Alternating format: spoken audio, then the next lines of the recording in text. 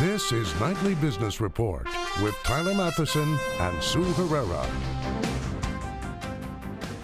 Plan C. Senate Republicans plot their next move after their bill to repeal and replace Obamacare fails. But their latest plan, repeal now, replace later, may be DOA. So what's next? Flying high, NASDAQ and the S&P 500 close at records, but some investors worry that the market is toppy. Others say full steam ahead. Who's right? Big Blue bruised. IBM reports its 21st straight quarter of declining sales. Have shareholders had enough? Those stories and more tonight on Nightly Business Report for Tuesday, July 18th. Good evening, everyone, and welcome. I'm Tyler Matheson. Sue Herrera has the evening off. Well, drama in D.C. The Republican effort to repeal and replace Obamacare is dead. So, it seems, is a plan to repeal it now and replace it later. Three moderate GOP senators, Susan Collins, Shelley Moore Capito, and Lisa Murkowski, said they would oppose any vote to proceed with an immediate repeal of the law, and the president is not happy. I'm certainly disappointed. For 7 years, I've been hearing repeal and replace from Congress, and I've been hearing it loud and strong. And then when we finally get a chance to repeal and replace, they don't take advantage of it. So that's disappointing. So I'm I would say I'm disappointed in what took place. It will go on and we'll win. We're going to win on taxes. We're going to win on infrastructure and lots of other things. Health insurance stocks were mostly lower on this new wave of uncertainty. United Healthcare reported, however, a strong quarter and bucked the trend. And with healthcare an ever-growing part of the U.S. economy, the collapse of this healthcare bill was felt even in the currency markets overnight when it became clear that the latest version of the bill to repeal and replace the ACA would not move forward. Investors in Asia moved quickly to dump the U.S. dollar. John Harwood is following the story from Washington. John, what does the failure tell us about Obamacare, about the president, about congressional Republicans? Well, first of all, about Obamacare, it says it's not easy to take away benefits that 20 million people have gained under a law. When people get subsidies to buy health insurance, they like it. About President Trump, it shows that his strategy of being disconnected from the issue, not having a grasp of the details, standing by watching Congress wasn't effective. And for Republicans in Congress, it shows they've got a big split between the interests of their more affluent constituents who want lower taxes and smaller government, and many of the working class voters that Donald Trump relied upon to win, who like government benefits, like Medicaid, like insurance subsidies. So what is the next move for the GOP here? Do they just let the issue die? Do they table it and move on to tax reform? What?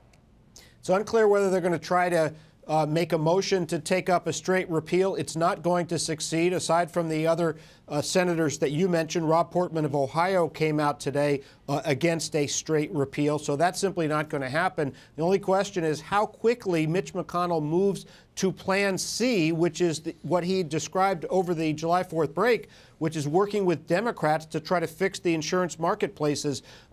Some members of the House are interested in doing that, too, especially in rural areas where there's limited competition. So that's a place where the president might be able to get bipartisan cooperation. The president has said he's had a very busy first 6 months, signed a lot of bills. That's somewhat under dispute. He needs a win. How big a danger sign is this for the rest of his agenda? It's a big danger sign because, Tyler, Republicans have not displayed an ability to govern and do the things that the give and take that are required to do major reforms. You need presidential leadership. President Trump is weak. And if Republicans are going to pass a tax reform plan that does not explode the deficit, while they cut taxes, they're going to have to figure out who they're going to raise taxes on to make it come out even in the end. That's not going to be easy. And from the difficulty of the House border adjustment tax, we can see that they're struggling. All right, John, thank you very much. John Harwood in Washington tonight. On Wall Street, meantime, the S&P 500 and NASDAQ hit, as we mentioned earlier, new highs today, thanks in part to the strong quarter from Netflix, which we told you about here last night. But it wasn't all positive. Bank shares slumped because of weak trading volumes reported by both Bank of America and the Dow component Goldman Sachs. Shares of Goldman weighed on the blue chip Dow index, which fell about 55 points to 21,574. NASDAQ rose 29 to that fresh record. It is the 8th straight day of gains and marks its longest win streak in more than 2 years. The S&P 500 added 1, but it was good enough for a record. So what should investors make of the market that sits at these lofty levels? Bob Bassani takes a look. There is a growing chorus of voices insisting that the market is somehow topping out. Why? Well, some say the Federal Reserve will have a hard time reducing its balance sheet and raising rates. Some argue that political gridlock in Washington and the lack of progress on health care and tax cuts will catch up with the markets. But the biggest argument is somehow the market's overpriced. The worry words should calm down. Stocks are at historic highs because earnings are at historic highs and the global economy is improving. Really, it's that simple. But is the market overpriced? Well, the most important determinant of stock prices is earnings estimates. Right now, the S&P 500 is slightly above its historic average, but not dramatically so. Even the complaint that technology stocks are too expensive doesn't really ring true. Most tech stocks are below their historic norms. Still, there are pockets of the market that seem expensive. For example, Apple. It's trading near its highest valuation in nearly 7 years. It's up 30% this year because analysts had convinced everyone that the iPhone 8 will be a huge hit when it's introduced later this year. Well, maybe, but that success is partly embedded in the stock already. Another example is energy stocks, which are way above historic values because everyone has gotten the price of oil wrong this year. They jacked up earnings estimates because they assumed oil would be $60 by now, but it's stuck in the low 40s. So the bottom line is this: there are pockets of the market that are arguably overvalued, but the S&P 500 itself is only modestly stretched.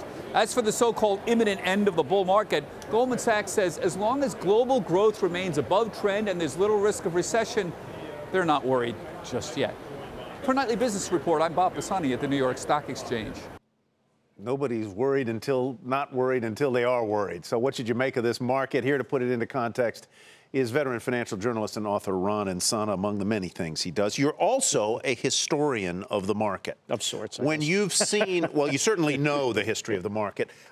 When we've seen this kind of record-breaking performance week after week after week after week, hitting new highs, new highs, new highs, what does it generally foretell, if anything? I'm not sure that we've seen it quite this way, Tyler. I mean, we've had very low volatility. It does feel different. We've seen, volatility, a measure of how much the market moves up and down on a given day, really tamped down over an extraordinarily long period of time, something we don't get to see too often.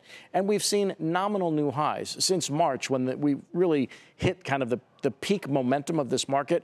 We've seen, a couple percent added to the Dow, 5 or 6% added to the NASDAQ. And a lot of that's come from a handful of stocks, like you said, was Netflix, Facebook, Amazon, and the like. So we do have a relatively narrow market. It still looks okay, as Bob Bassani said. It looks reasonably valued. And I think what's happening here, and I'll agree with Bob, is global growth is picking up the slack for slightly lower U.S. growth. Technology stocks offset banks on days that they're weak, and vice versa. And then we have the diminishing likelihood that the Federal Reserve will get more aggressive with its interest rate hikes, given some of the low inflation data we've seen. And I think the stock market has begun to reprice in or refactor in the notion that rates are not going to go up as dramatically as some feared just a couple weeks ago. And if that's the case, where else are you going to put your money? That's exactly right. If you're getting 2.26% on a 10-year Treasury, you can get a 3.5% dividend yield on a lot of high-quality stocks and outperform in that regard. And again, the only place you would put your money is in other markets outside the United States, which have been on fire of late. And they've been going up. Yeah. Every market practically in the world, maybe Venezuela's hasn't, but lots of markets. That it's functional even, they've all been going up. In an era when so much of the money at play in the markets is coming in through ETFs. Yeah.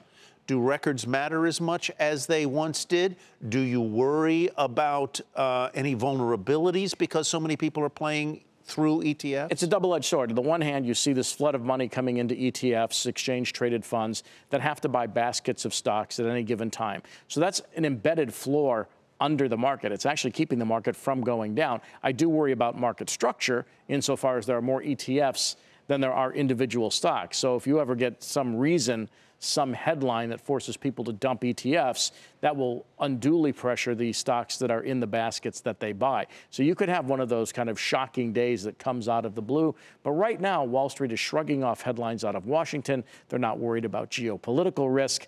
Earnings, as Bob said, are doing pretty well, as they did in the first quarter. So you have a variety of supports for this market. I don't love the market in this environment, but it's also hard to fight it given that it continues to win. And so quickly, what would turn you against this market? Is there any I would have thought that everything that's happened in Washington thus far would have turned me. Under any other scenario, in my experience, the headlines that we've seen from Washington would have caused a 10, 15, or 20% correction. It hasn't. You never saw a dull market short, they say. I'm still cautious, but if you pick the right stocks, they're winning. Ron, thanks. Ron and Tyler, thank you very much. Great to see you. As we mentioned, Goldman Sachs was the worst performing stock on the Dow today. Johnson & Johnson, the best, and somewhere in the middle was United Healthcare. All three reported earnings today, and all three had a different message for investors. Dominic Chu wraps up the results. Despite the earnings beat and solid returns on equity investing and equity trading, Goldman Sachs suffered a second straight quarter of subpar results in fixed income, currencies, and commodities. Revenues there were down 40% from a year earlier.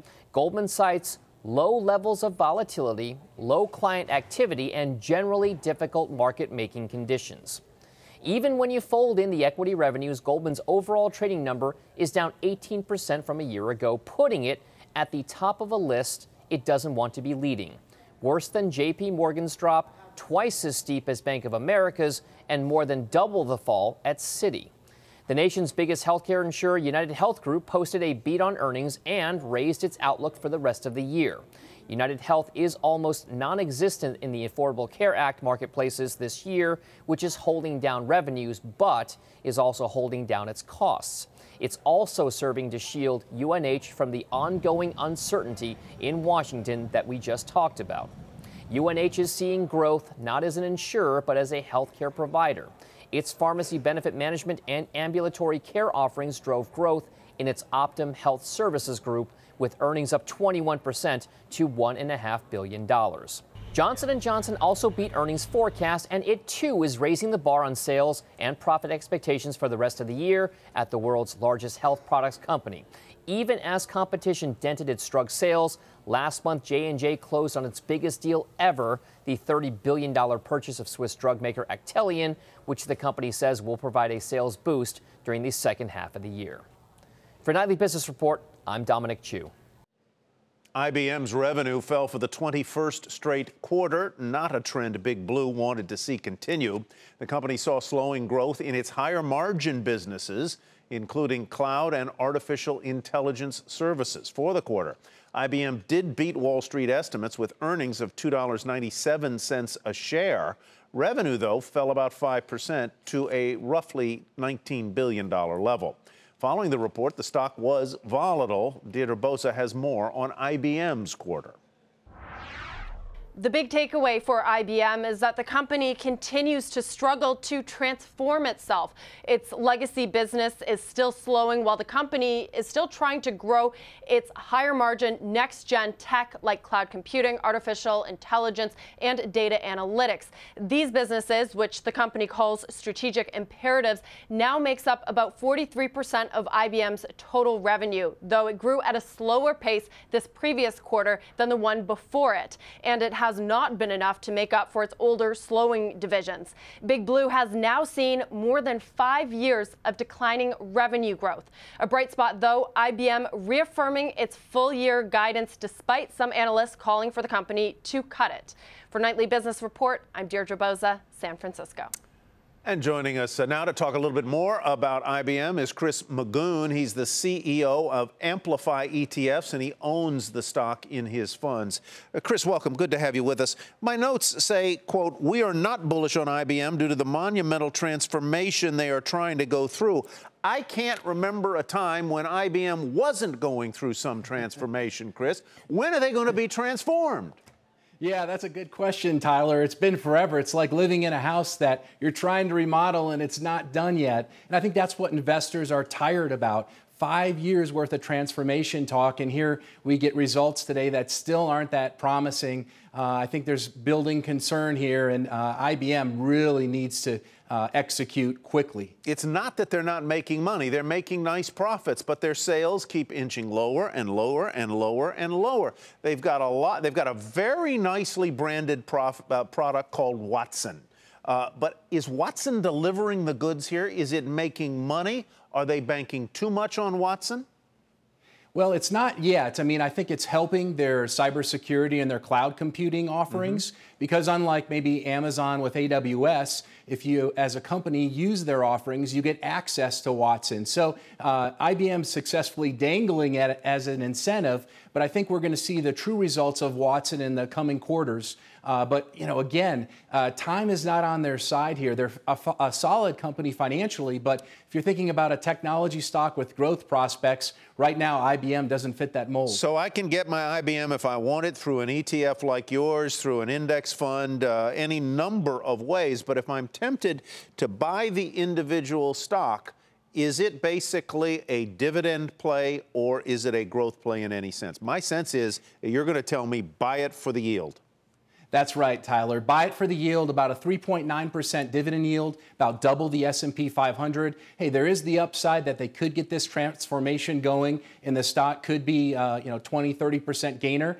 But if they don't, you'll still clip that coupon and hopefully wait for it to rally. Yeah. What about other areas in technology that speak growth to you? Where is that sweet spot?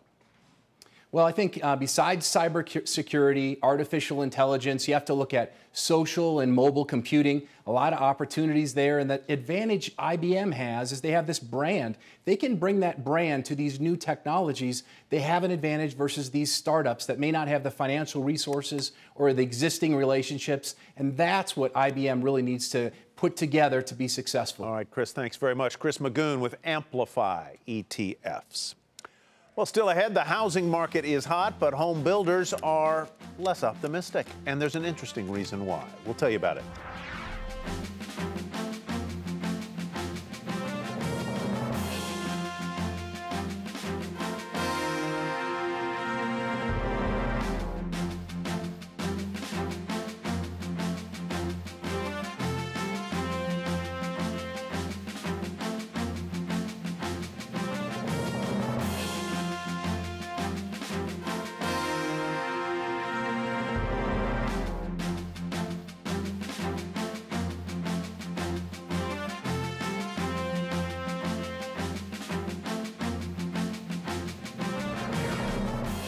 Home prices are up and there's demand for new homes. Seems like the perfect environment for home builders. But a new report shows the industry is not as optimistic as one would think. Diana Olick explains. The Trump administration's Canadian lumber tariff sent homebuilder sentiment sliding again, now down considerably from its last high in March. The National Association of Home Builders monthly index fell in July, and June's reading was revised down to the lowest level since last November, just before the presidential election. Sentiment had shot up after the election on the hope of deregulation in the market. It rose even further when the Trump administration rolled back some environmental policies involving water, but then it took a U-turn on Canadian lumber tariffs, and builders are now worried more Trump trade policies will just add to their costs. NAHB Chairman Granger McDonald wrote, "This is hurting housing affordability even as consumer interest in the new home market remains strong." Current sales expectations, and buyer traffic all fell, with that last one still stuck in negative territory. For Nightly Business Report, I'm Diana Olick in Washington.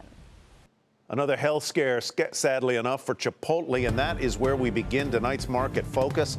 The burrito chain said it temporarily shut down a restaurant in Northern Virginia after a number of customers got sick there after eating at the location.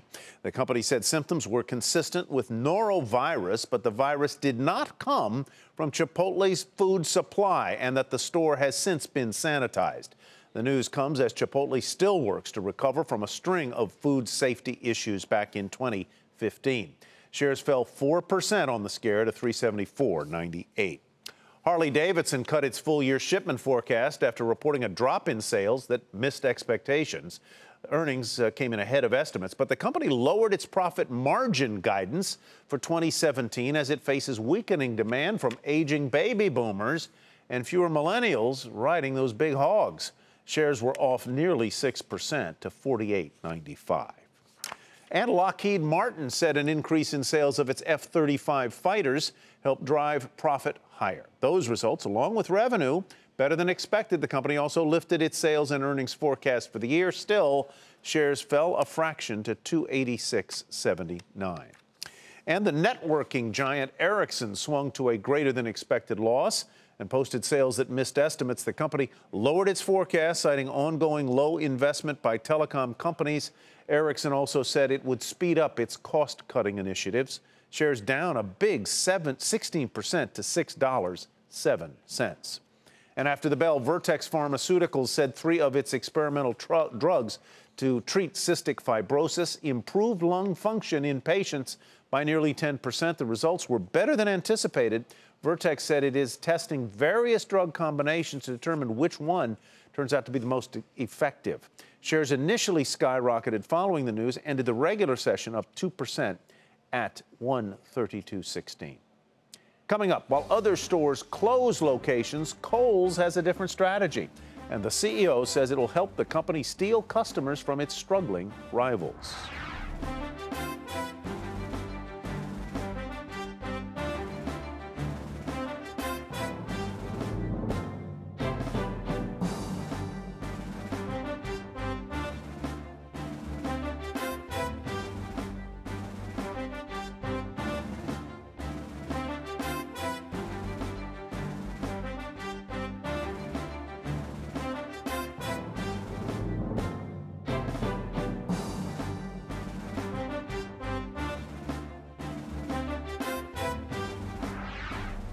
As much as $5 billion owed on private student loans could be erased due to lost paperwork. According to the New York Times, one of the largest owners of private student loans has tried to collect from borrowers but has had cases dismissed because of a lack of documentation. National Collegiate holds as many as 800,000 private student loans, and of those, about 160,000 are in default. The loans were originally issued by banks and then purchased by National Collegiate, but during the process, ownership records were lost. Dick's Sporting Goods is shutting its boutique women's fitness stores called Chelsea Collective. The store was launched 2 years ago and is just in 2 cities. They will close early next month. The company plans to direct women back to the major Dick's stores for apparel and fashion needs. Closing stores is not, however, part of Kohl's strategy. Unlike many of its department store rivals, it is all part of the retailer's plan to stay competitive in an ever-changing industry. Courtney Reagan at a Kohl's store in Clifton, New Jersey. Department stores are not having a good year. Sales continue to fall for the group, and Macy's, JCPenney, and Sears are closing hundreds of unprofitable locations. While Kohl's sales have fallen for 5 straight quarters, it isn't adding to the department store closures. Instead, Kohl's is investing more than $1 billion and opening a handful of new locations. Despite its falling sales, CEO Kevin Mansell says Kohl's gets lumped into the department store doldrums, but argues Kohl's is different. We're part of this generalized brick and mortar department store apparel retailing.